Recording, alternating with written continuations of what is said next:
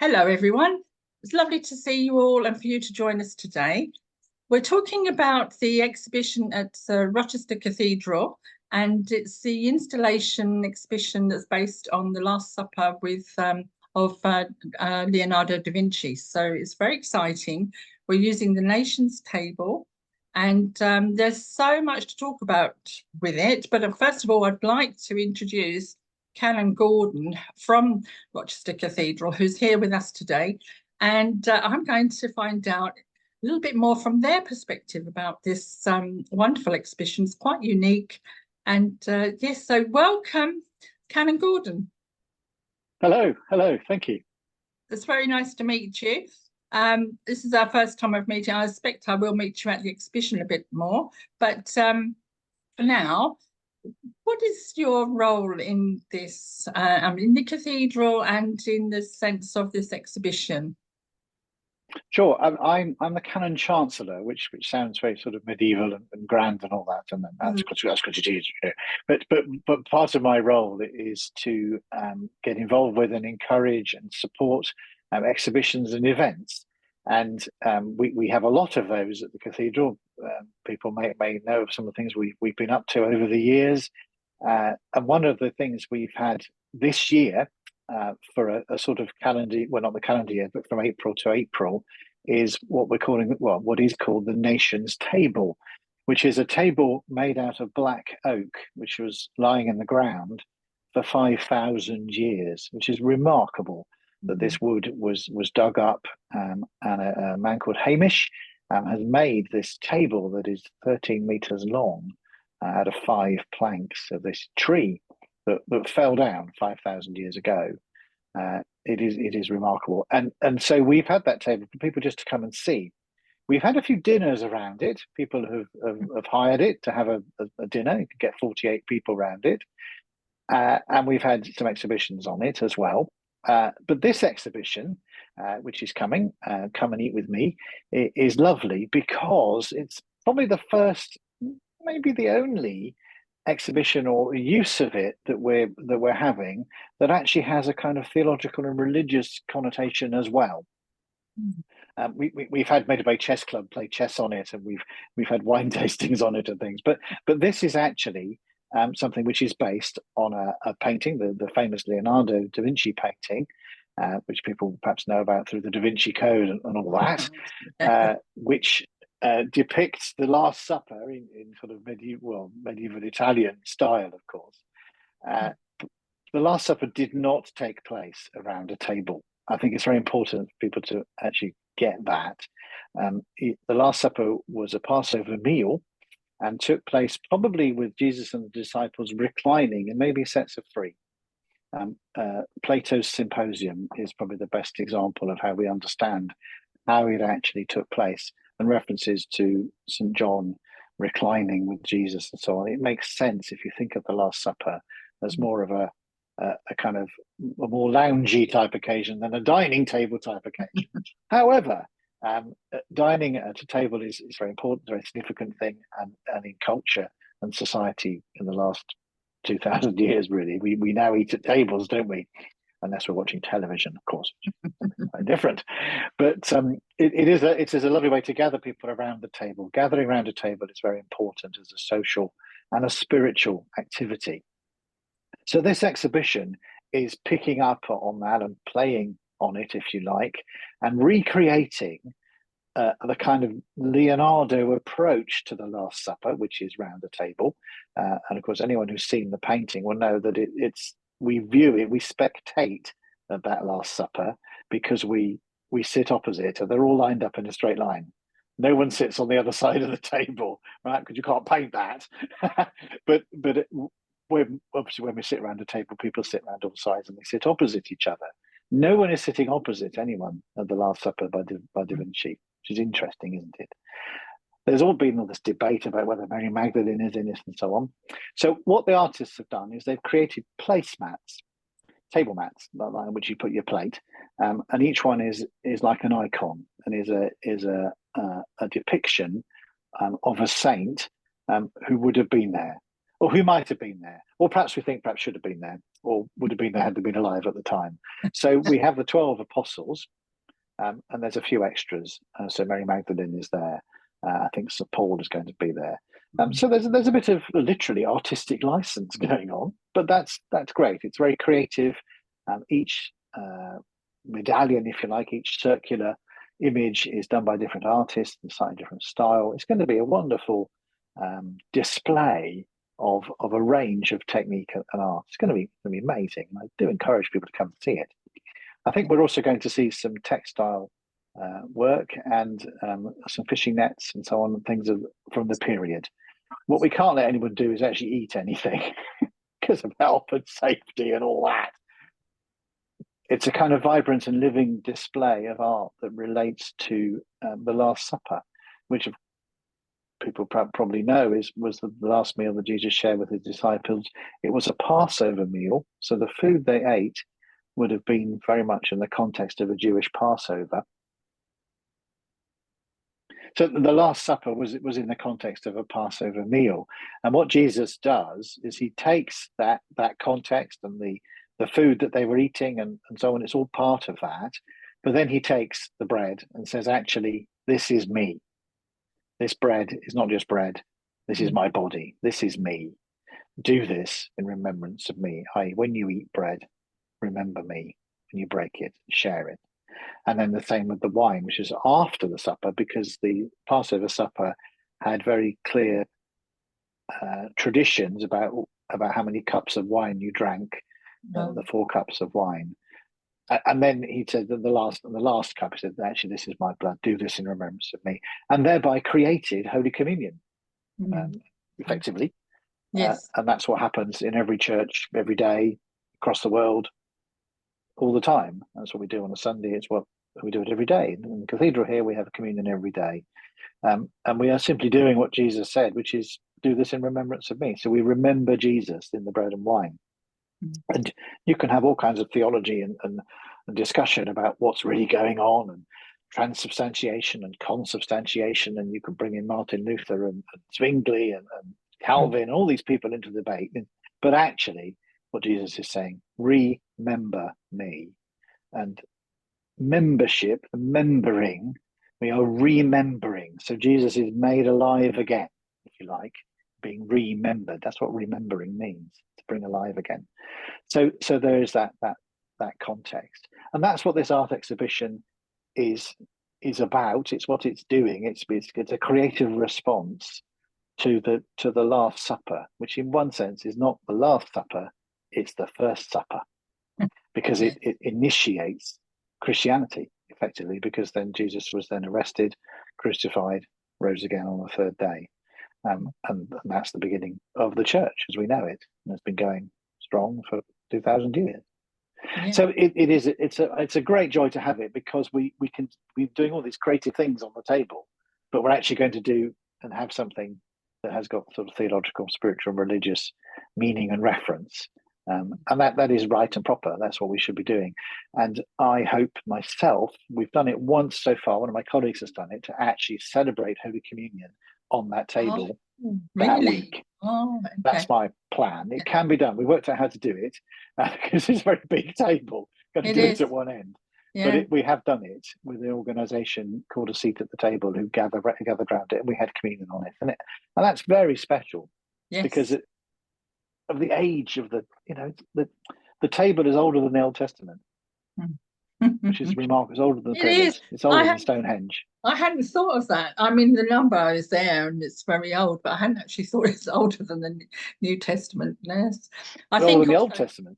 The Old Testament, yes. I'm thinking of what you were saying there. I think a lot of the artists, the ones that I've spoken to, have had this kind of re-emerging and remembering of their own past approaches to Christianity, or their own religion, or their philosophy. They've gone through a process trying to understand and to be creative and to channel those kind of energies and feelings, beliefs, approaches of this experience from this project.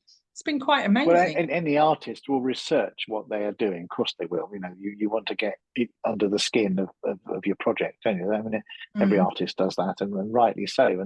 And that then there's a dialogue, there's a discussion going on, then, isn't there, between what you knew and what you discovered, and how you're going to present that, and so on. And that's all part of the creative process, which is fantastic.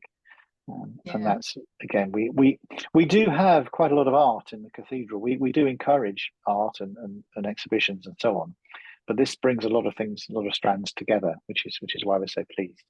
And it'll be on during half term.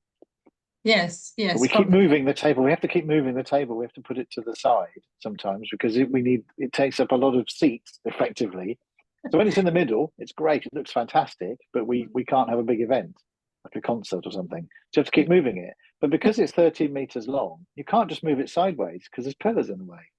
So moving it takes eight people, and you have to go up and back down again, and it has to be maneuvered, and it's quite something. Yeah, the other thing about the table, it's worth knowing, is that it fell down. Yeah, the table fell down because of global warming. Oh, 5,000 years ago. Yeah, that's why the tree, which was 50 meters tall, fell over. Yeah. Amazing. Must have been absolutely amazing to see a whole host of trees like that. Yeah. Well, none of us did, of course. Puts things into perspective, makes us. It does. Me feel quite humble. And the table itself, and those logistics of moving it and having it for the public to see is amazing. And I've seen it. It's very black and very shiny. It is very shiny because the person who made it comes and polishes it like once a month. Really? Well, it's pretty tough. I mean, the wood, black oak wood, is highly prized, as you can imagine. There's not much of it about. So to have a whole table of it is very special. Wonderful. So it's been a real privilege to host it. Yes, and that time's nearly coming up, isn't it? So we're very privileged to be able to put on the exhibition there and have this, what we call an installation, because there's so much. It's more than just paintings hanging on a wall. It's an experience. Well, and they're not even hanging on the wall, are they? They're going to be on the table, and it's going to be laid like a table. Yeah, there's some first century replicas of pottery and all kinds of other things. I think you could take this idea and just keep expanding on it. It's amazing. And it's very good that you've done this for the community and for the wider community. Well, we're very committed here that everything we do in the cathedral, certainly during the day and all that, is free. We don't charge admission because we do like a donation, don't we? Well, since you mention it. Yes, because we do like a donation. We like a donation, but the point is, it's not compulsory, and we invite people to make a donation. Of course, we do, because we've got to keep the place running. We don't receive any money from the state. We have to pay our staff. We have to pay the bills, but we're very committed to being free to the public. This is the people's cathedral, if you like, and we're there, and we put stuff on, and we have a whole exhibition program. This is only a part of it. We've got all kinds of exciting things coming. We had we mustn't call it a Lego bridge apparently, but it was made of Lego, and we've got an aeroplane coming next summer. Oh, okay. You heard it here first. I think that for me, I think it's also bringing my grandchildren to the cathedral, not just for the religious side, but for the cultural and experiential side. It's really opened their minds and their willingness to come into such a daunting. Well, and history. I mean, I think it's always worth remembering there are only 2 buildings in Kent that are still being used for the purpose for which they were built. And Rochester Cathedral has been here since 604, and it's still going. I believe it's the second oldest cathedral in the UK. That's right. As I say, there's only Canterbury that's older. Yeah. And these are the only 2 buildings in Kent that are still being used for the purpose for which they were built. Wonderful. So Rochester Castle, that modern thing built in 1089 or whenever it was, it's a ruin. The Rochester Cathedral is not a ruin. A little bit disappointing sometimes, but it's well used. Yes, but well used, of course, and built by the same person, of course. built by Oh, I Bishop didn't know Gundulph. that. All Yeah, right. the castle and the cathedral built at the same time by the same person. Okay, I didn't know that. But again, Okay. this is all part of our history. It's part of what we know and own about our own community. Yeah. You know, this is local history, writ very big and very real and very much still alive. And so when you walk into Rochester Cathedral, you're walking into historic space. Whatever you believe, whatever you think, that's what you're doing. And thousands of people have trod literally the same stones. That always touches me. I always get that feeling. Yeah, that's amazing. And some people have never been in, other people take it for granted, you know. But having an art installation like this, we're hoping that, you know, our friends will come, as it were, but also maybe some people who come and never been before. And that's always lovely. So. Yes, I'd like a lot of people to come and have a mind-blowing experience after all the work that goes into all these different things, and especially this one. The art, the quality of the art is outstanding, and the impression is beautiful. And there's a lot of thought-provoking ideas amongst there as well. So you should burst off a few discussions. But it's all about making connections, isn't it? Was it Ian Forster said, only connect. You know, and you're going to come into the building, which is this ancient building that we've talked about. It's a place of prayer. People have prayed in Rochester Cathedral for 1400 years, right? So it's a place of prayer. It's a place of history. It's a place of beauty. It's a place of space. You know, it's the biggest building around. And then there's the table, which is something else to connect with and connect the two. You know, because the table makes Rochester Cathedral look modern. If you see what I mean. The cathedral is only 1400 years old. And then you've got people, you've got yourself, and then you've got the art, and you've got the interpretation, and of course you've also got the story of the Last Supper, the story of the meaning of the life of Jesus Christ. So you've got all of these things to mesh together and engage with, and this is where the Spirit speaks, is through these connections. Yes, it can change someone's life. That's why we do these things. Yeah, we can be changed by things, by being exposed to different exhibitions and ideas, and visually as well. But there's a lot of emotion. Connections.